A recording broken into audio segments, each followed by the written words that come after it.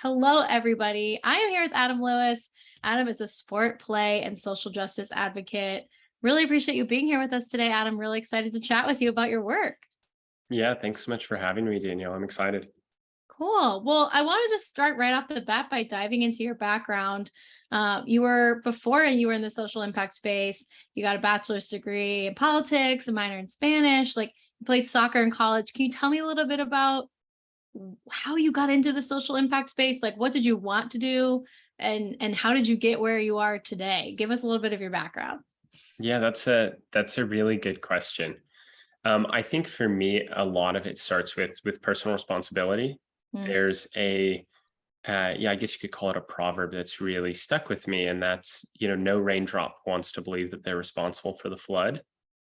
Oh, And I like so that. all of us, right? So all of us play um, a different role in not only creating social justice, but also increasing the problems that our communities are facing. And so, if you look at this work from a perspective of, um, if you look at this work really from a perspective of my success and my challenges are all intertwined into one system, then I think that we can sort of start to pivot and start to change the way that we approach this work a little bit. I think that really started with me, when I was a youth athlete, but also like you mentioned in college. So I studied politics and Spanish not because I had any particular interest of running for office or that was my main focus. But I really wanted to get good at reading, writing, and talking to people. Mm. And so I picked the subjects that were going to force me to do that and get me out of my comfort zone a little bit. Yeah. And that's so interesting because I feel like sometimes people try to avoid getting out of their comfort zone. They want to do things that they like feel very comfortable with. They feel like they're, familiar with. So that's really interesting. Do you feel like that your experience as an athlete really helped impact that desire to kind of get those skills, get out of that comfort zone? How do you feel like being a college athlete or even just a youth athlete kind of impacted that journey and the work you're doing today? So I think when I was a youth athlete, I was pretty myopic in focusing only on playing at the highest level. Mm. Obviously every kid wants to play professionally, every kid has that aspiration. But when I was 14, 15, 16, I found out that that might not be the most sustainable career path for me. And so I decided to play for two different Division III schools, Pomona Pitzer and then at Willamette University. And my one of my coaches at Willamette told me something interesting. He said, you're not going to remember a single score of a game that you play in, but you're going to remember the times that you were goofing off with your teammates or being playful or, something weird happened during a team trip. And, frankly, those are the memories that I take with me. And so from an experience standpoint, like how I've used my experience being an athlete in other areas of my life, sure, there's all these intrinsic things that sport teaches you. You gain confidence, you gain teamwork, the ability to, be resilient and have grit. And I think that those are things that kind of are always sort of taken for granted in sport. Whether you're playing soccer or tennis or rock, paper, scissors, you're going to gain those skills to some extent. But for me, it was really sort of taking a step back and thinking about what is bigger than the game itself, and how can I take that into my life with me everywhere else. Mm, yeah, I really like that you were so intentional about looking at the bigger picture, because I do think that that is a missing ingredient for many athletes, kind of not seeing necessarily how sport can play a role in their next chapter and how important it is for those intangible skills, like you mentioned, to be a part of you and everything that you're going to do after you're done playing sports. So I love that. And it definitely, I think, inspires a lot of people to strive for, for greatness in whatever they do. But just going back to what you shared earlier around just like getting out of your comfort zone and trying different things, I think that it's really interesting that those two things intersected for you in terms of, look, I'm determined, I have these amazing skills, and I'm trying to actively kind of figure out the big picture and get out of my comfort zone. So that's really interesting. And I want to know, so you graduate, you are kind of figuring out your next chapter. what drove you to create Street Soccer USA? I think a lot of people, in the Portland area, I think a lot of people are familiar with the organization, maybe from a broad spectrum. But tell me about how you got connected with the organization. Why were you like, this has to be here in Portland? Tell me a little bit about that journey and how you got there. Yeah, so it's a bit of a longer story. So so I'll try to paraphrase, but so when I left school, to be completely honest, I had no idea where I wanted to be, what I wanted to do. And I think that's a familiar feeling for not only student athletes, but folks in their early 20s leaving school. And so I actually ended up taking a job in technology kind of on a whim that an alumni, that also played soccer at Willamette set me up with. And I was really kind of aimless. I didn't really know what I was doing. And my sort of like a galvanizing event or an inflection point for me that drove me into this work was I was actually driving home from Portland to see my family in Corvallis, which is a small farming town in Oregon. And I was driving down, I remember being stuck in awful traffic in the pouring rain.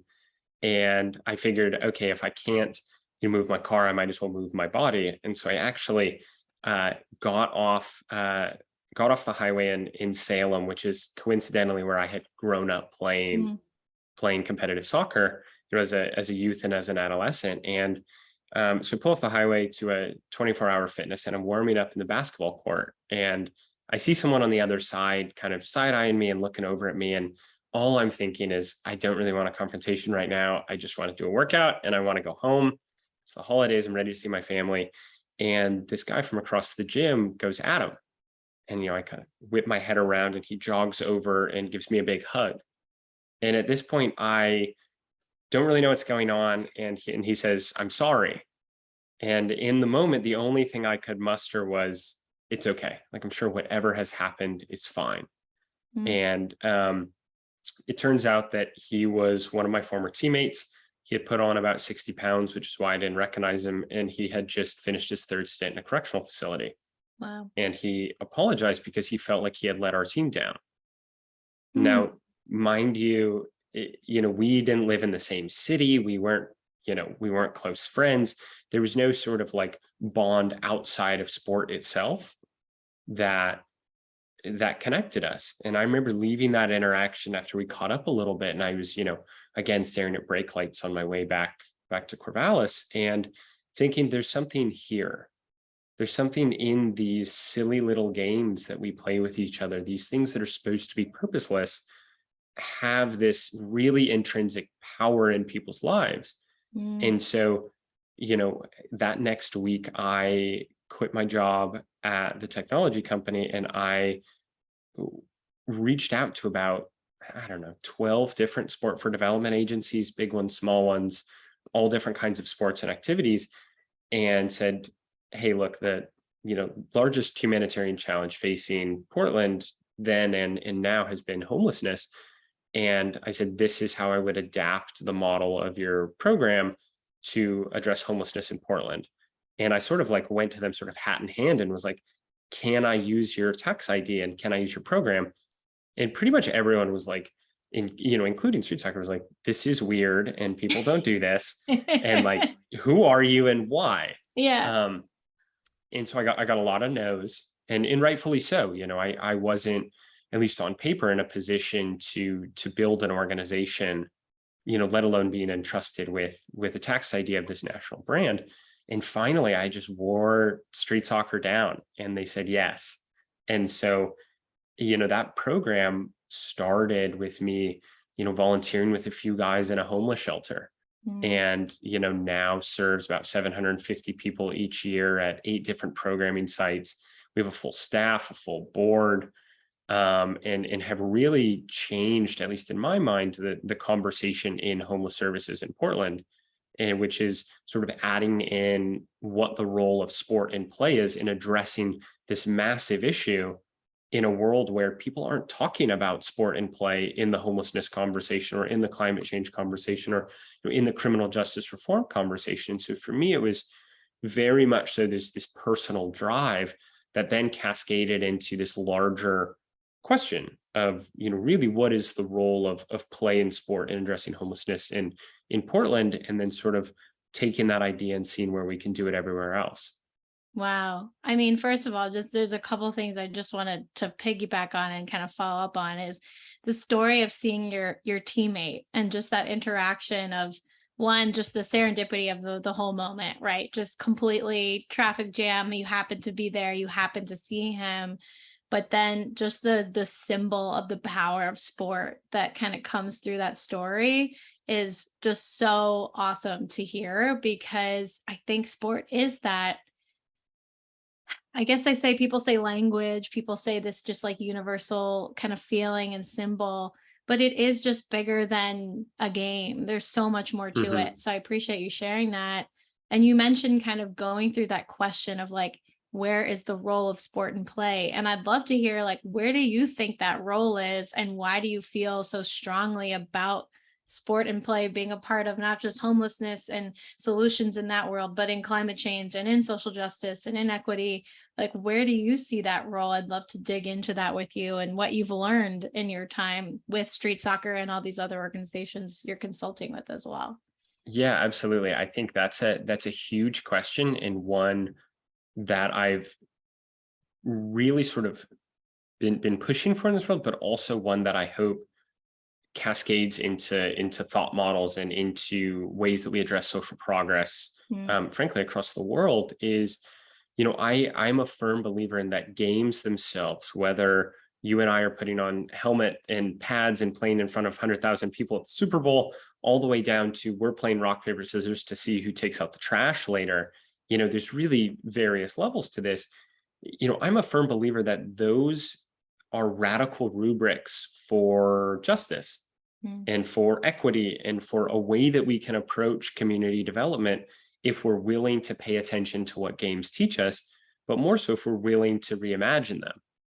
you know Currently we look at play and we look at sport as an afterthought. I don't have time for this, I don't have the money for this, I don't have the energy for this.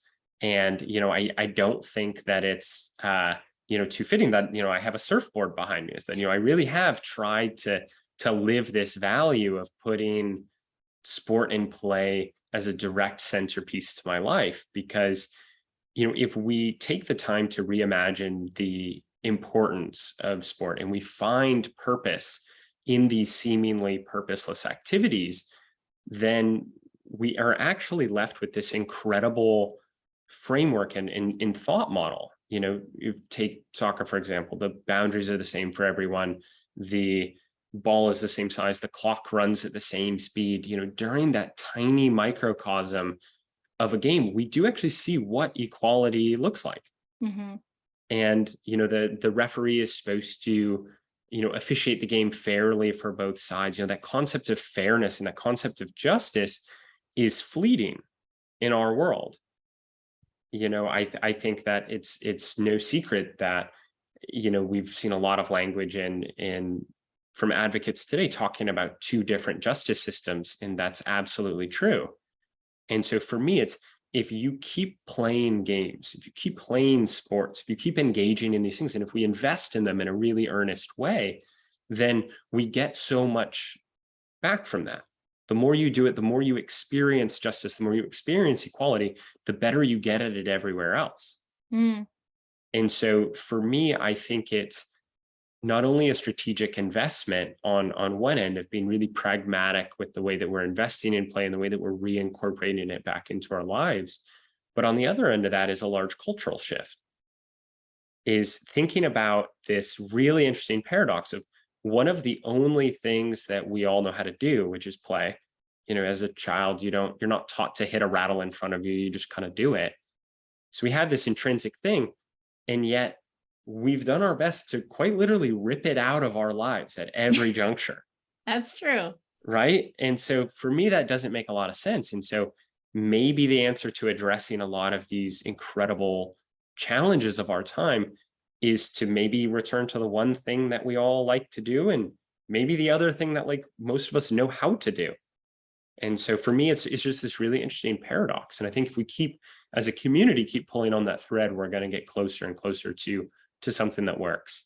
Yeah, no, it's so interesting that you bring up the two different sides of it, right? Not only just the opportunity to bring people together to teach them about what equity and equality and justice all look like in one setting, but also just the idea that it's really healthy and natural for all of us to want to have these experiences where we're just playing or playing a sport or doing an activity that's fun, that it's just exciting, it's fun. And until you said it, you really don't think about how play is not encouraged in especially adult life. I think once you hit kind of high school, it's kind of like, all right, kids, like time to be adults now, no more fun. It's time to get to work. And thinking back to the last time I just played something, I don't even know if I could give you a couple instances where I was just like, oh yeah, I just went and played a game of soccer. I just went and played this. Like I can't even think of it. And so that's really interesting that not only is it helpful in terms of bringing justice into all these different sides of our lives, but also just encouraging all of us to embrace play as just a stress reliever, mental health booster, right? All these different things that it can really be. Like sport can be such a great just, you know, benefit to all of our lives because it's supposed to be fun. So I want to ask a follow-up question about this because Hmm. I do feel like there's probably folks listening that go, oh, well, sport isn't always that most perfect equal opportunity for everyone. We have a lot of issues with access, depending Hmm. on where you live and what your income level is, maybe what sport you're trying to get into. So how have you seen some of the kind of accessibility issues or just kind of lack of equality in terms of access to sports play a role in some of the work you're doing? Have you seen it? Have you addressed it or worked with any of your clients around that? And just kind of playing the devil's advocate here, how do we fix some of those problems in our own house, so to speak, of sport, making sport more equitable? So that's a great question. And to start off, uh, there are very few people in the sport for development world that think that access to sports are equitable. The thing that I would sort of interject there as an important distinction is what happens in games themselves, like in the space of play. That's where you're getting those really radical rubrics for justice and equality and all the social emotional learning skills you mentioned. And then there is sort of this larger bubble of systems that govern access to them. Hmm. And that's everything from the pay to play system, from access to fields, to divestment, to neighborhoods, to safety of parks, to all of these different cogs that make someone feel comfortable and feel like they have ownership over a space where they're allowed to play. And so I think that the root of, you know, certainly not the sole reason for the challenges that our communities face, but one symptom of it is that there is just such a massive inequity in play. And if Hmm. you trace that, if you sort of, again, I come back to this metaphor of kind of tugging on that thread. If you tug on the thread of where communities have been divested in terms of playing sport, they're the same communities that have high rates of incarceration, high rates of displacement. And now in major cities, they're the same ones that are being gentrified. Hmm. And so if you look at play as sort of this marker of divested communities, um, the two go very hand in hand. And so I think a lot of my work in terms of access has been sort of thinking about it in three different ways: as grassroots programming, narrative change, so changing the way that Jane Doe and Joe Schmo think about the systems of play, and then all the way up to that systemic level. And so, in terms of addressing the needs of a community, especially in terms of play, we're talking about grassroots programming to get people in that community to have healthier outcomes. In the narrative, we're trying to convince everyone in their community that this is a good idea Hmm. and has an important sort of dovetail into other issues, not only into the sort of intrinsic benefit that the play is going to provide people. And then third is really thinking about the way that we're changing the systems that allow folks to play, but then also using the lessons that play teaches us to address systems everywhere else, Hmm. right? There's no reason that we shouldn't be taking the lessons that games teach us and shaping criminal justice reform and shaping systems of equitable housing in cities And frankly, even thinking about the way that we address climate change through an equity lens, all of those lessons can be taught and learned through play. But sort of, as you said, there's this sort of, cart before the horse situation, where if we've divested so much away from play, we have no opportunity to learn these skills. Mm-hmm. And so then how can we sit here as just sort of members of the world and think, why aren't we doing more to address XYZ issue, when maybe the leaders in charge haven't learned how to address that? Mm. Interesting. Yeah. And I'm obviously not saying that's a ubiquitous thing, across everyone's life experience, but there is this sort of logical conclusion where there's a massive gap where sport and play could be, and then we're seeing similar results in our legislatures and in our judiciaries across the country and across the world. And so for me, it's kind of like, nothing else has been working. Why not try play? Yeah. Yeah. And I like that you brought up the distinction between the sport itself, the game itself, and the systems that govern it, the systems that are around it, because as much as sport is an equalizer and you do get on the court or the field or the ice and there's set rules for everybody, regardless of what's going on, the governing of those sports, of those community sports, of those professional college sports, there's a business and a system, and those systems are very similar to the systems that run everything else in the world. So I appreciate that distinction, first off. And second off, I think you brought up a really interesting point, which is the power of play and the lack of play in our society has really probably made just as much of an impact in these other industries as it has in sport. And so I appreciate that. And I think what we talk about a lot is like, how do we address, criminal justice through sport? How do we bring people in, get them excited because it's sport, and then teach them something? But I almost think you're bringing up a point of like, before we even get to that point, how do we just reintroduce sport and play to people in general? Like, how do we get them playing more or interacting in sport more? So that their brains are just focused on this idea of equality and equity and that play mindset. And I think that's a really interesting point that I don't think we've explored a ton on this podcast, but I think it's really interesting you bring it up, because it is very different than saying, we're going to create equity in sport. That's what we're going to do. Like, here's the big challenge, right? That's easier said than done. Oh, absolutely. And I think what I love how you frame that distinction, because I'll kind of lead with a story here, and that's that I think you need both. You need not only this sort of larger conversation about how play can change social issues, but you also need social justice through play and sport. And one of the things that I was most proud of at street soccer was I helped to create this game called the Unity Match. And in Portland, what we did, which was fairly unique, is we had Portland's Homeless World Cup program. So those are folks young men and women experiencing homelessness in Portland, had them sort of compete and play in this ceremonious game against everybody from the Multnomah County, which is Portland, against the Multnomah County Assistant DA, circuit court judges, city council members, and pro players. And the sort of magic or palpable, importance behind this game is that on one hand, you have the most ignored people in our community, the folks that by and large people every day are walking by on street corners and not giving a second thought to, and then the people that are most visible in your community, the folks that you see on TV giving speeches, the folks, we vote by mail in Oregon. So the folks that are mailed to your house, on a ballot, these are quite literally the people that are sleeping on street corners, and the people that in a way have decided that they're supposed to sleep there. And for me, if we can put folks within the same space of play, it not only sort of changes that narrative and gives people this really radical rubric to pay attention to folks with different backgrounds, circumstances, and privilege everywhere else, but also provides a really interesting lobbying tool.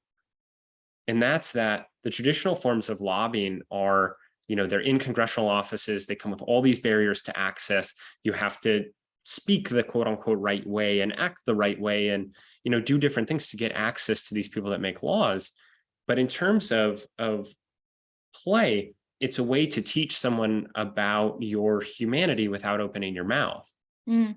And, what we found through that game is, I'll never forget this. I got a text from one of the players from the Homeless World Cup program that played in that game. And he said, Adam, the judge presiding over my case was the same judge from the game. Wow. And I was thinking, so they had this moment where they both walked into the same room, sat across from each other and said, hey, we know each other from somewhere. Mm. And if you think about the power dynamic of a judge sitting behind a desk and someone that's facing a charge on the other side, there is hardly any common ground that's ever felt there. And it's incredible that this space of play allowed both of them to reframe the understanding of who's on the other side. Mm-hmm. And so, that player actually had his felony expunged that day off of his record. And this isn't to say that the judge acted partially or favorably or anything like that. But I do think it begs this question of, if we can do this more and we can be intentional about who's playing with who, we can really start to give people a different model of thinking. And so I think within that space, again, that's a long-winded answer to your question or comment, but it's really, you need both. Mm-hmm. You need this reimagination of play, and you need this really intentional pursuit of putting sport for social impact, sport for social justice programs in the right places. Yeah, no, I really appreciate you sharing that, because it actually kind of harks me to the TED talk or TEDx talk you gave in 2019 around play and empathy. And you really did talk a lot about that attention to homelessness, but in a way that was like, these are human beings, and let's say hi and smile and acknowledge their humanity. And play was a big part of that conversation that you had in that space. So, I think it makes a lot of sense what you're bringing up here, and kind of talking about the judge and his teammate that ended up being the person sitting in front of him waiting for a sentence or not, right? So I think there's a lot of benefit from what you're just talking about. But tell me a little bit about, kind of, as you're preparing for this TEDx talk, you're talking about play and empathy. Like there's a way to message this, right? You've been telling these stories. Like, tell me a little bit about like what you want people to take away from the work you do when you give a TEDx talk, when you come on a podcast like this. Like, what's the takeaway for somebody listening that's going, interesting, like he's making some really fascinating points. Like, what do they do now? Do they go advocate? Do they find organizations? Like, tell me a little bit about what you hope people do with the work you're involved in. Yeah, I would say the easiest way to sort of digest this information in my very long-winded monologues, I think the easiest way to get involved with this is, frankly, just to start to reimagine the importance of play and how you can interject that in your daily life. This doesn't mean everyone needs to go quit their job and start a sport for social change nonprofit, or even join a community team, but thinking about small moments where you can bring play into your life or into someone else's. And play could be everything from painting or drawing or, rock, paper, scissors, or just being goofy, or, even these small moments of when you're walking down the sidewalk and it's too narrow for you and that other person coming from the other direction, and you do that weird little shimmy, and then you're both kind of smiling at the end of it. Is thinking about these moments in our daily lives that we so consistently push to the side, thinking about what the importance of those is, not only in our humanity, but in the way that we look at the world. And so what I would push people after hearing this podcast is,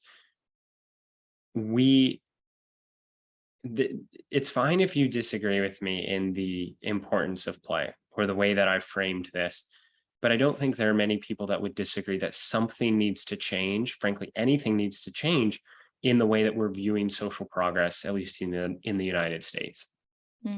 And if play can be a part of that, I think that it's important that we explore it.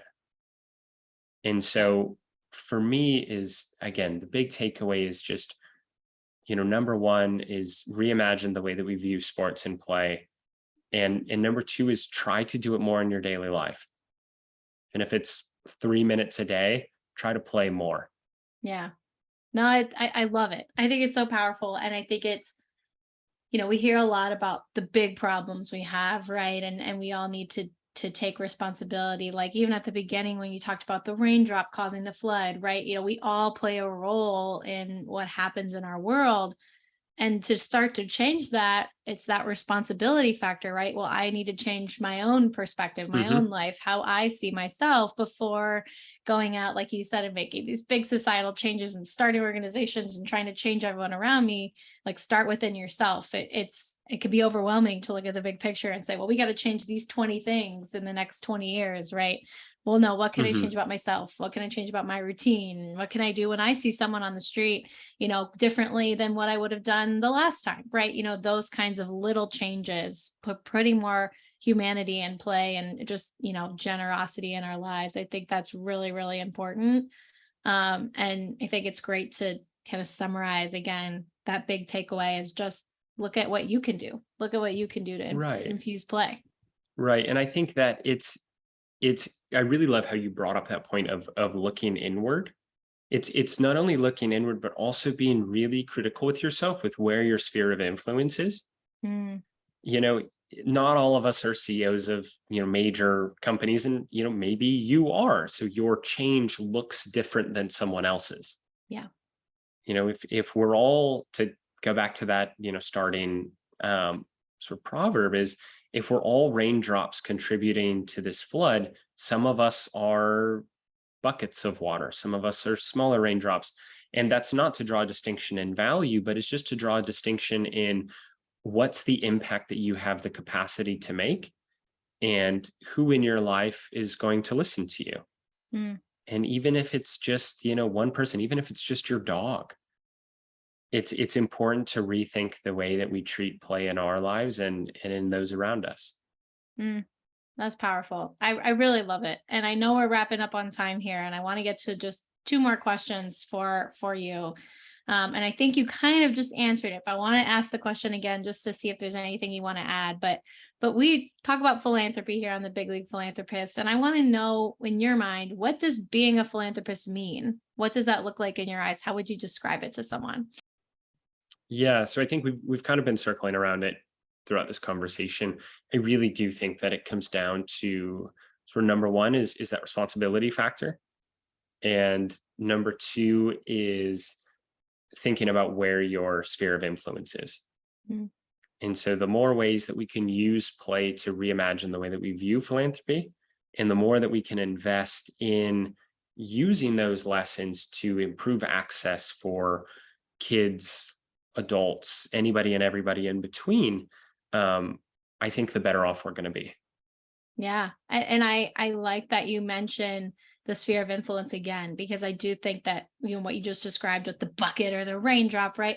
It doesn't have to be the same for everyone. Philanthropy can look different depending on that sphere of influence or that responsibility that you have or what you can do. So I appreciate you bringing that up and kind of referencing that, because I thought that was a really good lead into what philanthropy really is, which is individual. Like what can you do? What change can you make? So I appreciate that. And you've given such great advice and kind of things that you think is really important around sport and play. But talking to maybe athletes that might be listening who are saying, all right, I want to do something. I want to do something big. I want to help. I want to make change. What advice would you give to an athlete that wants to speak up about something that matters to them or wants to help drive change, but maybe doesn't really know where to start or how to get going? Yeah, I think that's a great question, and definitely changes for everyone. I would say sort of the biggest thing is to lead with curiosity. And I'm a big fan of Ted Lasso. I think that Me too. again, not only being a lifelong soccer player, but I do think that there's a lot of incredible lessons that we can take away from that. And I might butcher the quote, but he says something when he's playing darts about leading with curiosity and not judgment. And so I think that for folks looking to get into this space, is to not think that you have all the answers, to not think that you do X, Y, and Z better or worse than someone else, but to lead into and to lean into an issue area with curiosity. Mhm. You know, frankly, you're going to get it wrong, because I have frankly my entire career, Mhm. and that's okay. And that being able to be curious and to be gentle with yourself and gentle with your community, I think you're going to be much better off. You know, for me, an entry point into this work took like you said, this incredibly unique and chance experience that, I don't think it's coincidental that it happened in a basketball court of all places. Mhm. We could have seen each other at a restaurant.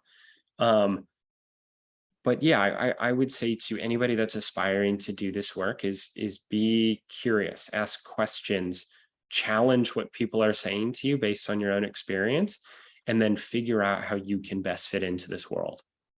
I appreciate that. Such great advice. And the curiosity factor is so important, because that grace and patience with yourself is so important in everything you do. But if you're not curious, it's gonna be really hard if you can't succeed. So I appreciate that point. And last thing, if people want to learn more about your work, if they're interested in talking to you more about the intersection of sport and play and justice, if anyone's interested in learning more about the work that you do with your specific clients, where can they find you? How can they connect with you and just generally learn more about your work and the impact you're making? Yeah, absolutely. So I do want to preface that I'm happy to include my contact information, and I really do encourage you to reach out. A mentor of mine told me that you have to bring people with you, Mm, and I've had so many incredible people bring me with them, and that if I can return the favor in a small way, I want to do that. I'm on LinkedIn, Adam Lewis. My website is adam-lewis.co. Apparently, there's a lot of Adam Lewises in the world, and they took all the other domain names. Um, but yeah, and I'm happy to include my contact information in the show notes. awesome. And please do reach out. Great. Well, I will certainly make sure we get all of that good information in there and have the links ready. And you guys heard him. Please reach out. So he's going to expect some emails, some outreach. But Adam, thank you so much for taking the time to come on the show. This was such an exciting conversation. I loved it. I could go on for hours, but I know we both have both have other things we need to get to today. But just thank you for taking some time to share with us, and thank you for the work you're doing. It's really important, and we're excited to highlight what you're doing.